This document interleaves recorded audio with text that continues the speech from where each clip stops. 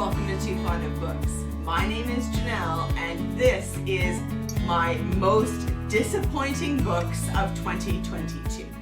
Now, if you've watched my channel at all, you'll know that I generally have a very positive outlook on life in general and on books. But I do think that there is value in talking about our least favorites or the books that disappointed us.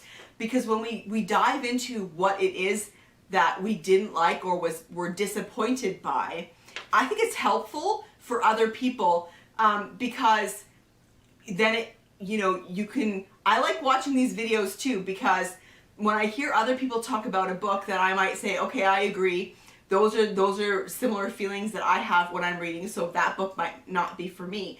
But on the other hand, you could listen to them and say, okay, but I'm of the other opinion, so that actually might be a book that would work for me.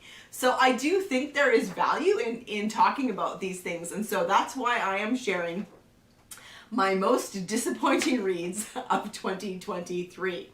First up is Daisy Darker by Alice Feeney. I had high hopes for this one because it was marketed as, and then there were none type story. But I was disappointed in this one because I figured stuff out too easily. I think that's one of the main reasons why I was disappointed, was that it was too easy for me to figure out what was going on. And I also, I didn't like when the reveal was given at the end. I didn't feel that the motive for the murder matched the murderer, if that makes sense. The motive didn't feel right to me, and so that's why ultimately Daisy Darker by Alice Feeney was a disappointing read for me. I figured twists out on my own, and I didn't really buy the motivation for the murder. Next up, we have Murder on the Christmas Express by Alexandra Benedict. This one had all the things that I should like in a mystery. I had high hopes for this one too. It is set on a train, and the train is derailed, and so it's like an isolated closed circle mystery.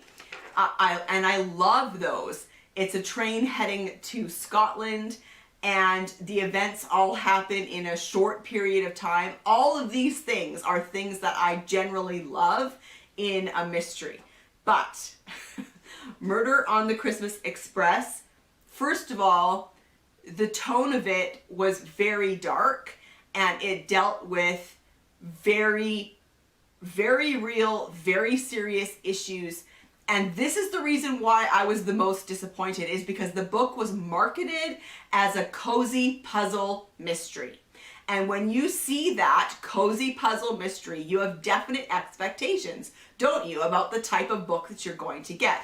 Now, I know that a murder mystery and the words cozy maybe don't go together, but if you read those type of books, you know what I mean, right? And so I was expecting a cozy puzzle mystery where I could figure out who the killer was. And what I was actually presented with was a very darkly toned story that dealt with very, very serious, heavy issues. And so ultimately, my biggest problem with this book was that it was tonally confused. So that is why it is on my list of most disappointing books of 2022. Next up, we have The Turn of the Key by Ruth Ware. I've now read 2 or 3 by Ruth Ware, and I think that I have to say I was disappointed by all of them. I think that I just have to say Ruth Ware is just not the author for me. I get drawn in because they're always described as Agatha Christie-esque, and that always draws me in, and then I'm always disappointed. So The Turn of the Key is about a woman who goes to a house as a nanny, and then stuff happens. Again, I think it was just the tone. I didn't like the tone of the story.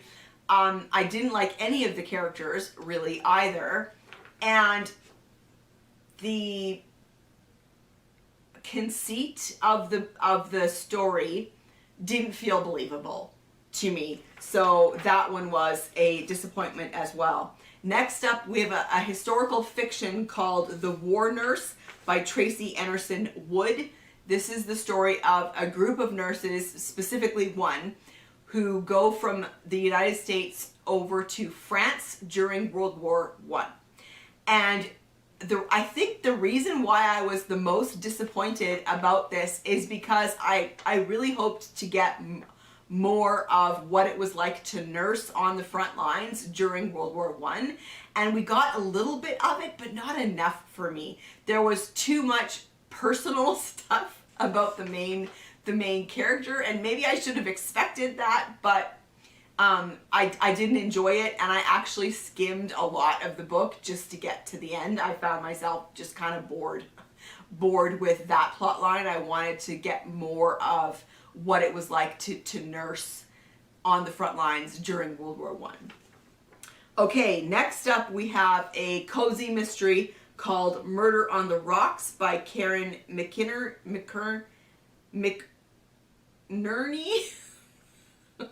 McInerney, I can't say this last name, I don't know why.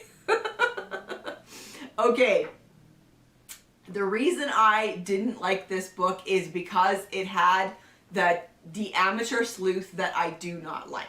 So there are, in cozy mysteries, you most often have an amateur sleuth, but this one had the type of amateur sleuth that investigates. There was no real good reason for this amateur sleuth to inveigle her way into the investigation.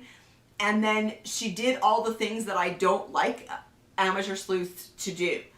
So, you know, rather than being involved in the case because it is part of, you know, she's a witness or something, she just kind of inveigles her way in, and then she just goes questioning people. Like, it didn't feel natural. She would just like purposely go and question people, and you know, these people had no reason to talk to her. She had no standing at all. And then she also just full on broke the law in order to investigate. And so yeah, all the things that I don't like about an amateur sleuth were in this book. And I think that's why I didn't enjoy it. I did enjoy the setting, however. The setting was phenomenal. It was like on the East Coast. Yeah, the setting was great, but the amateur sleuth was not for me.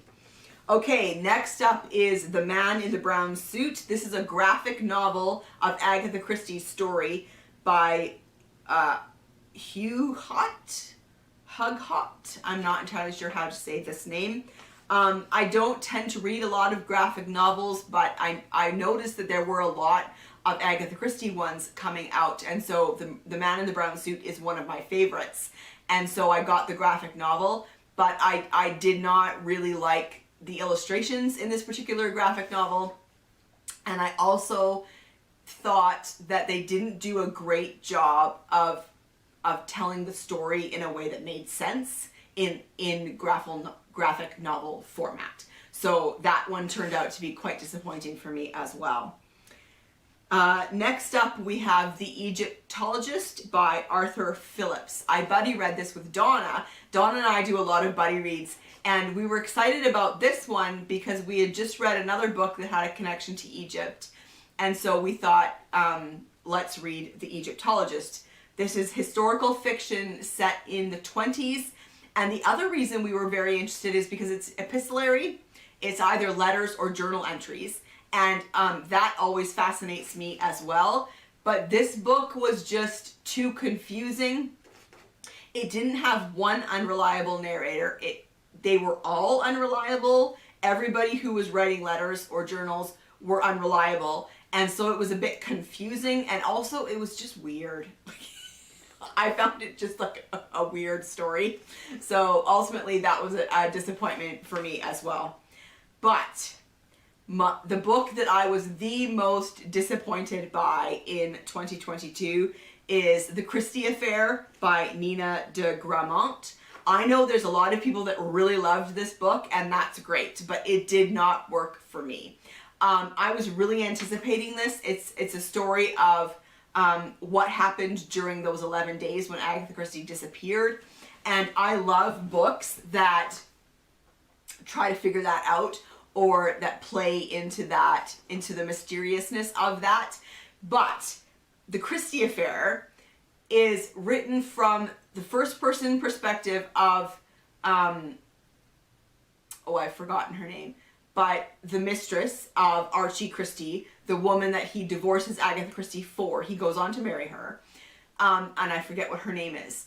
So the whole thing is told from her perspective, but the problem with that is, rather than combining first person narration with third person narration, which would have made more sense, the author chose to stay in first person narration but tell us stuff that narrator could not know. So, or the implication was that somebody else told her and now she's telling it, and I didn't like that. I didn't like that way of telling the story. I also did not like how the author portrayed Agatha Christie. Yeah, that was my biggest problem with that book, was I did not like how Agatha Christie was portrayed. So ultimately, The Christie Affair was my most disappointing book of 2022. So let me know in the comment section down below if there was a book that you just found really disappointing, or that you just didn't like at all, that you read in 2022. I would love to know, and I will see you for another video soon.